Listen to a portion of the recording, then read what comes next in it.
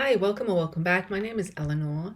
I just came back from a swim, and while I was out, I just couldn't stop thinking about all the books I've discovered, the books I've been reading, the way they're bringing me back to books I've read many years ago, the way they're showing me the way to books in the future. And I have to say, a couple of days ago, I wasn't really sure what I was going to read, and it's a bit miserable for me when I'm not excited about something that I'm reading, and then all of a sudden it all kind of burst into bloom, which is what happens. And I thought, there's no rush. I'll wait and talk about it. But I think there is a rush because I can't stop thinking about things, and even though I write things down, I'm afraid I'm going to forget and perhaps lose some of the momentum and the excitement. So I wanted to start by talking about a couple of booktubers that I've been watching and what they've said. And it's just serendipity that I happen to be watching them at this time, and what they say and how they see reading. And first of all, it's Fly Girls Reads 2. I'm sorry, I don't know her actual name, but that's the name of the channel. And she said, and I'll leave a link to that moment in the video if I can manage, where she says this. And she said, I wrote it down because I just thought it was so good.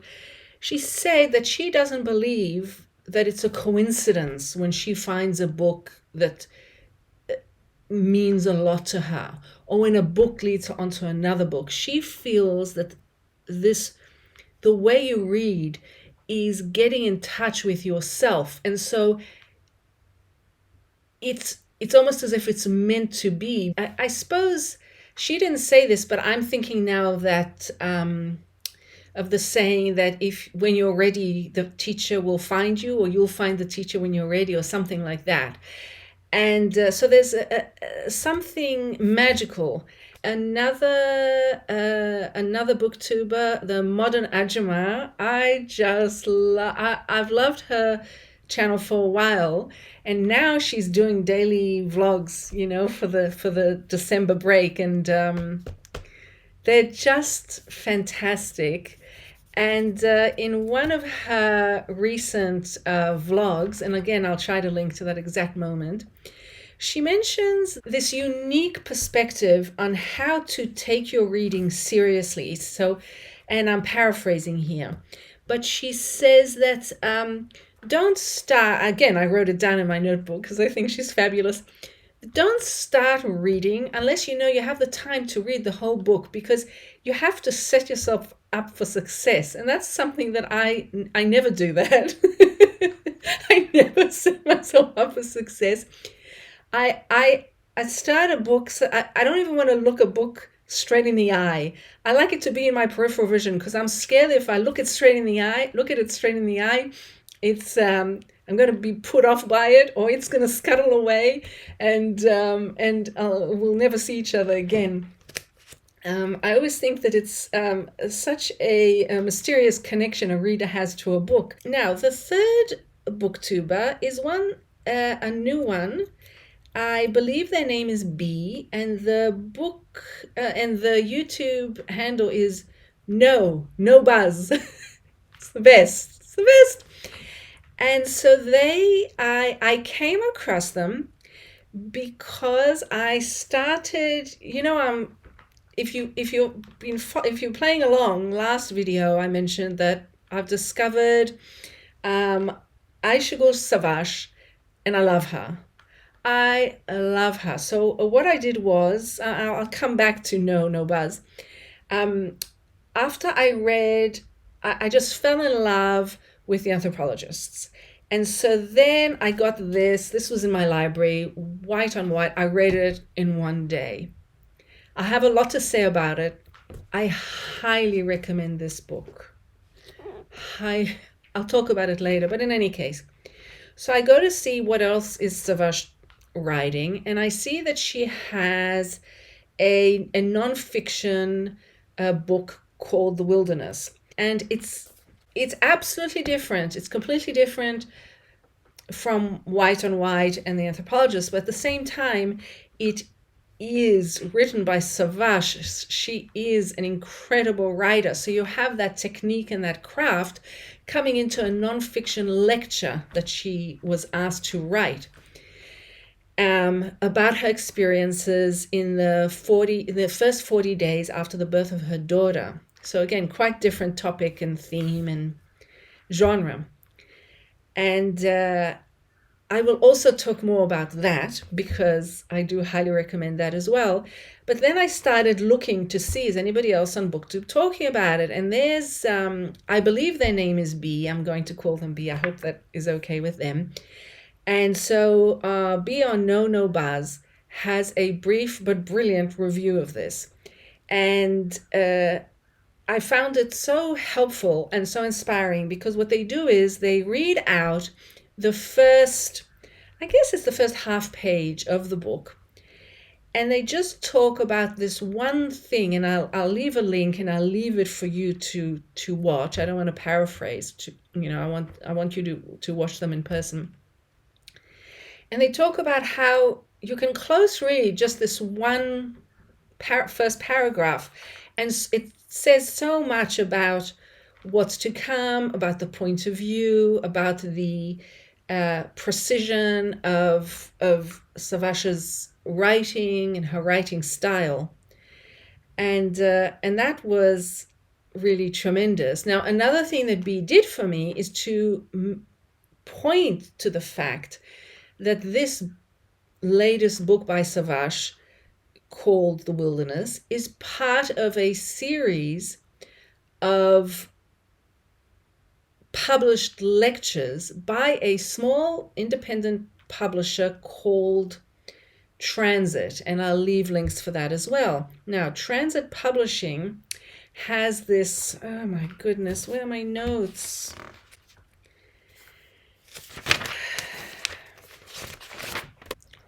So Transit Publishing has a series called Undelivered Lectures, and I believe they started publishing the written lectures of people who were asked to give lectures, but during COVID couldn't. I think that's it.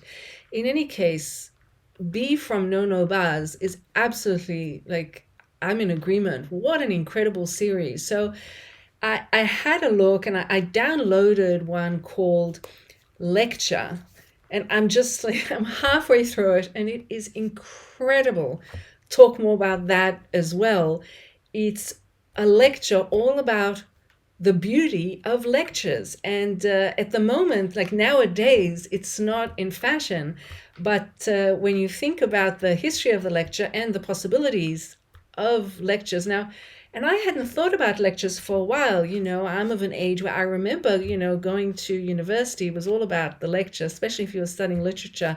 I love lectures and I love taking notes on lectures. And I'll talk about that more. And then my library had one in the series of lectures, which was amazing, called Stranger Faces. So I also got that. And there's several others that are available. I think there are 7 in the series. I think there's one coming out next year, and I think the 6th one is The Wilderness by Savaş. So it has been a very interesting time for me, very interesting indeed. I'm looking around because I actually don't know where to start now, because I've given you an idea of how I came to all these books, and now I just have a mess of books everywhere. And I don't really know what to do about them.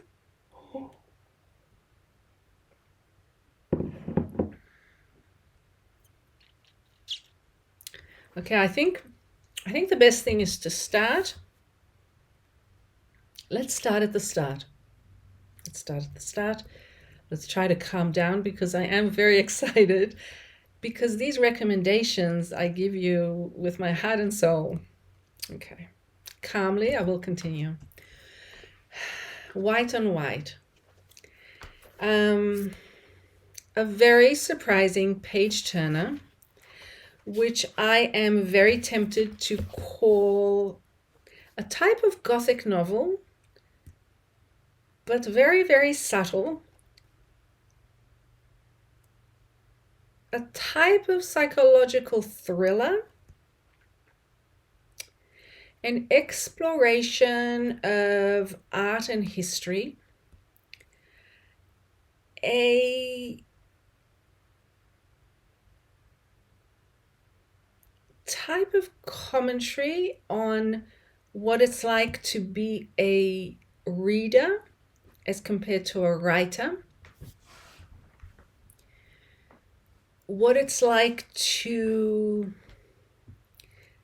try to understand something that is actually impossible to understand, but you still want that as your goal. It's about being a young woman. It's about being an older woman. It's about family relationships. It's about being a PhD student. And it does play, I feel, with a few of the tropes of horror, although there's no horror here. There's nothing explicitly gothic or horror about this, but there's a psychological sense that there is. And even the trope of the mad woman in the attic, I think, is played with a little bit. There is also a true celebration of the small aspects, the almost unnoticeable aspects of being a person in the world, and how everything you see, you put together and make certain assumptions, make certain judgments. And I'll give you an example of how beautiful it is. The protagonist, who's a young woman who's a PhD student, the way she describes the clothes that another woman wears is, she does that in so much detail and so artfully. And it's something I think that happens a lot in daily life. Every time, you go on the bus, or you're walking down the street, or you're sitting at the swimming pool, and you make assumptions, but you also notice things. And Savaş has a way of a riveting way of capturing those details. So apart from the story itself and what happens, and I'm trying to give you as little actual details of the plot as possible, because I think the best is to go at it, clean, as I more or less did. I think it's a true delight, and you will not be disappointed from beginning to end. It has a narrative structure that is very satisfying, while also satisfying all of your most literary needs. And when I say literary needs, I mean depth of meaning, metaphors, details that you're able to think about in many different ways. There's nothing superficial about this book at all, and yet it is still intriguing and, dare I say, fun. I genuinely enjoyed White on White. So there's that. Now, with The Wilderness, at first I wasn't certain it was for me. Why? I went through a period, a decade or two ago, of being very interested in everything that's being written about mothering, about babies, about that whole aspect of life.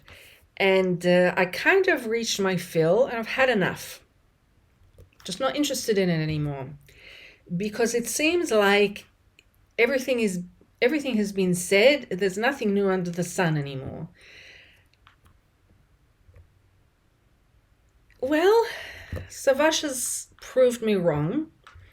When I first started reading, I thought, The Wilderness, I thought, gosh, it's very odd. It's a very odd way to write, because she, as B from No No Buzz mentions, Savash starts by talking about her mother, so the grandmother of this baby that has just been born. I thought that already intrigued me. How interesting. And then much of the book discusses the different ways that the protagonist, and in this case I'll just call her Savaş because I feel this is nonfiction. I feel it. I read it as nonfiction. Absolutely, it's a lecture given about her experience after birth. So her mother is a pediatrician, and she comes to visit and help. And I believe Savaş and her husband live in Paris, and she comes on time for the birth of the baby, and to stay for a while to help. And all of your assumptions about how a mother would act and how specifically a pediatrician mother would act are shown to be not quite right. And I admire Savaş a lot for that. Now, I'm not saying that there's no huge drama here. I don't think. There's great honesty about the strange world that Savaş finds herself in immediately after her baby is born. She has been, she's a writer. She has lived in a world of academia, in an intellectual world, in a world of her mind. And all of a sudden, she has this creature to look after. And her expectations of how her mother will react and her mother's expectations of how her daughter will react are not always, true to what happens. And I think the subtlety that Savaş is able to portray is something that I haven't come across before. It's very easy when you're talking about mothering and birthing and your relationship with your own mother to bring in tropes because it's just so easy, and it's also comforting. But the truth is, it's very complicated. There's a lot of ambivalence. There's a lot of strangeness, and hence the metaphor of the wilderness. Now, another thing, though, that Savaş does, and this is the most important thing I think about the wilderness, which really had me riveted.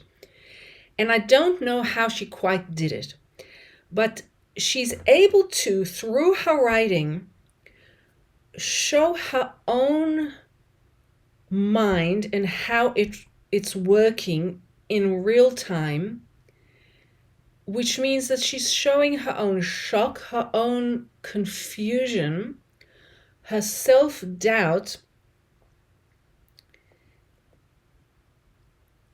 her lack of confidence, but this is coupled with her great confidence in her own ability to use her mind to think deeply and solve problems. So on the one hand, you see her falling apart because she sees herself. She's not necessarily falling apart, but she sees herself as falling apart. On the other hand, you see her every so often not falling apart at all. And then another layer on top of that is the way she goes back and forth from feeling that she's finding her way through her research and finding her way through her relationships. So what you're seeing is almost a real-time version of her inner and outer realities, and she dips in and out of them. And you, as the reader, realize every so often that what she's saying doesn't seem to quite match up. What she's saying about her mental state and her emotional state doesn't seem to quite match up with very practical descriptions she gives of what's happening. So from my experience, I would say that this is the first time, yes, this is the first time that I've actually read something that does capture that odd time. And it is the first month or so after a baby is born, when you are perfectly self-aware. Or are you? You are managing, or are you? You're not quite sure, and yet as an intellectual, as a woman who has always lived in books, in knowledge, there's that added dimension of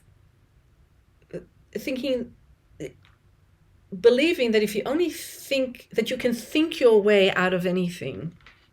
And that is definitely something that I am familiar with, that feeling that if you can only find the right psychologist's book, the right anthropologist's book, if you can only find the most interesting myth or legend about women giving birth, women having babies, then you'll find a key to help you.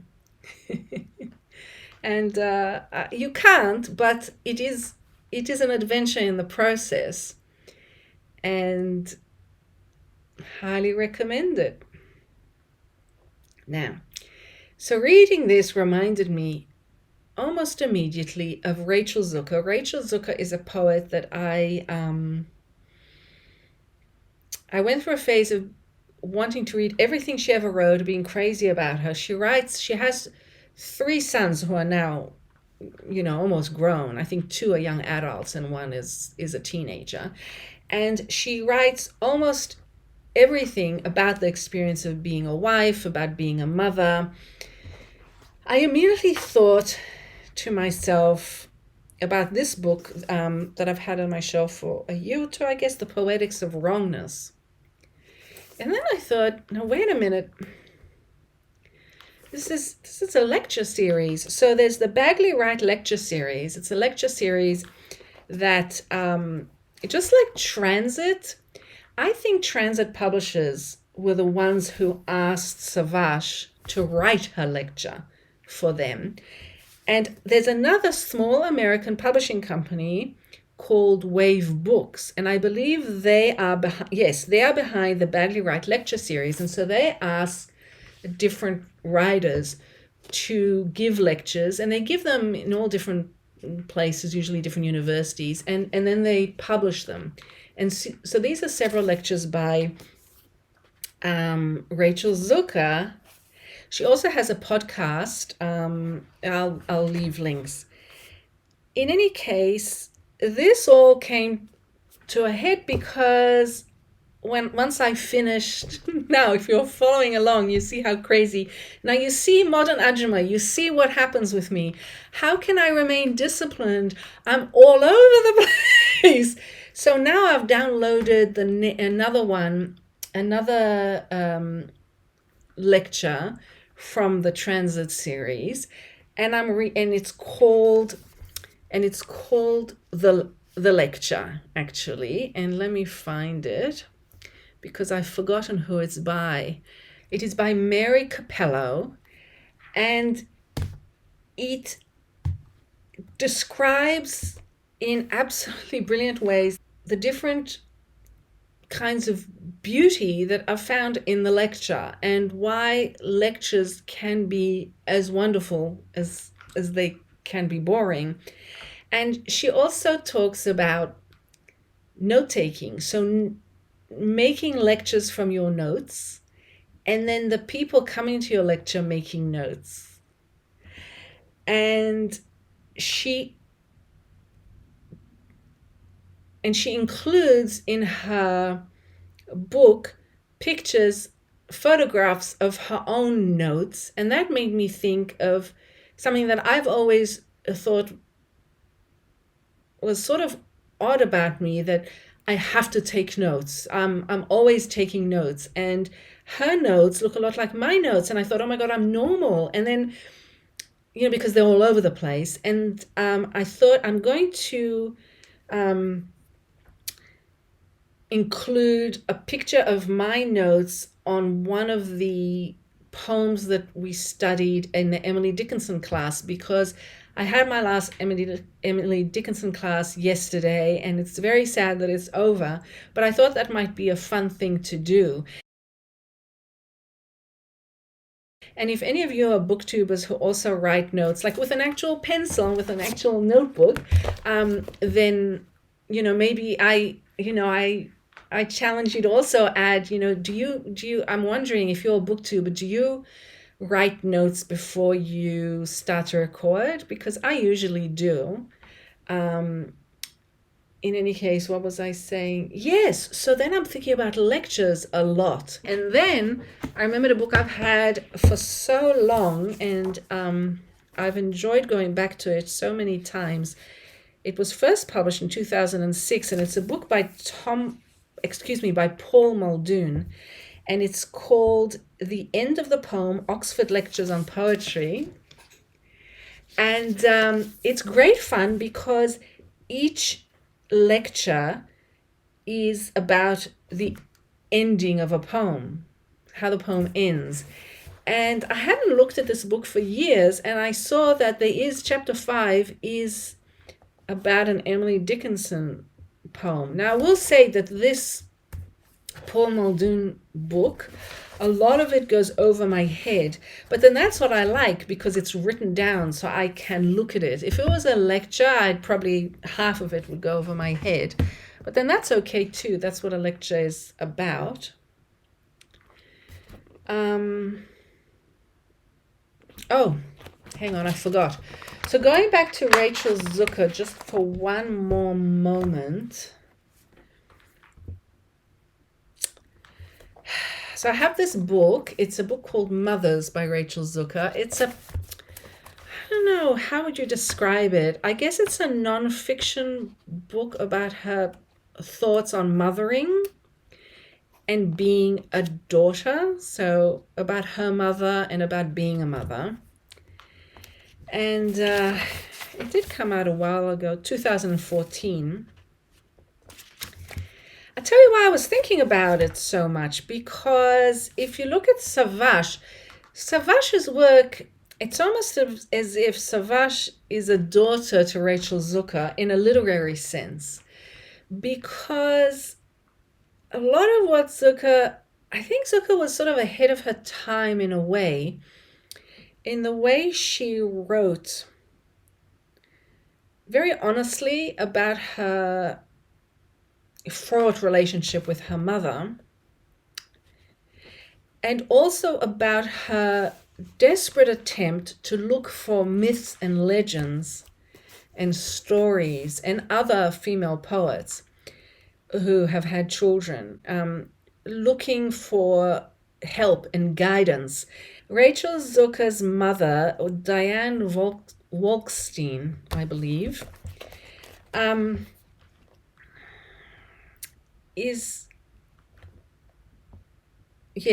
Wolkstein is not portrayed in the best light in this book, and possibly you could say the same for Savash's mother, although I don't think it's quite the same at all. But in any case, there is a one-page letter from Zucker's mother, Diane Wolkstein, at the end of this book, saying, why it's breaking her heart that this is being published, and she wishes it wouldn't be.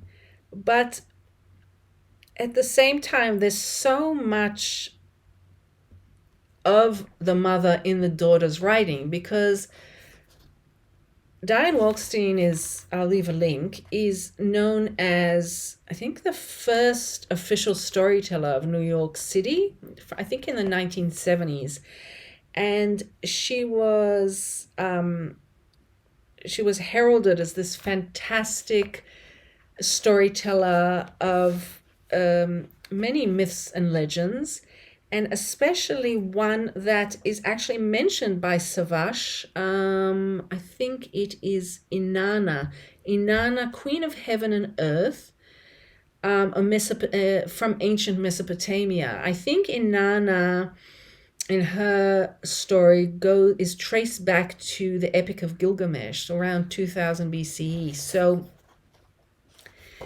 both Rachel Zucker and Savaş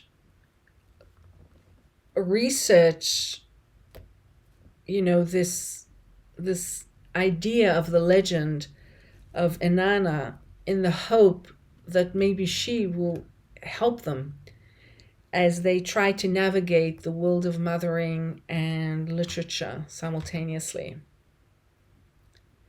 It's been an absolutely stupendous few days.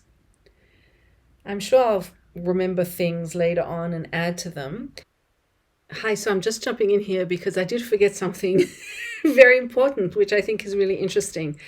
Another connection, and I'll be quick, another connection between Zucker and that book by Savaş called The Wilderness is that they both talk about memory.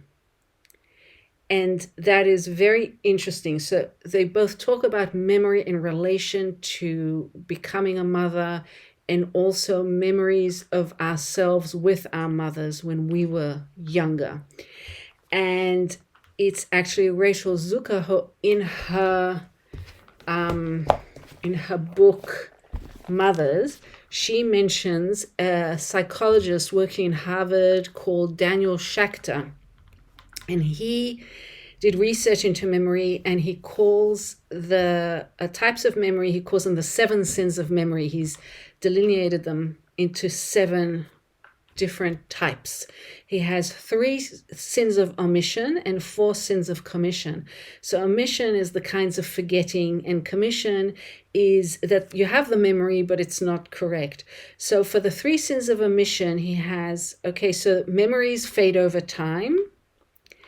That's 1. 2 is absent-mindedness. You can't remember where you left your keys, for example. 3 is blocking. You know you have the memory. It's on the tip of your tongue. You don't quite get it. It's on the tip of your tongue.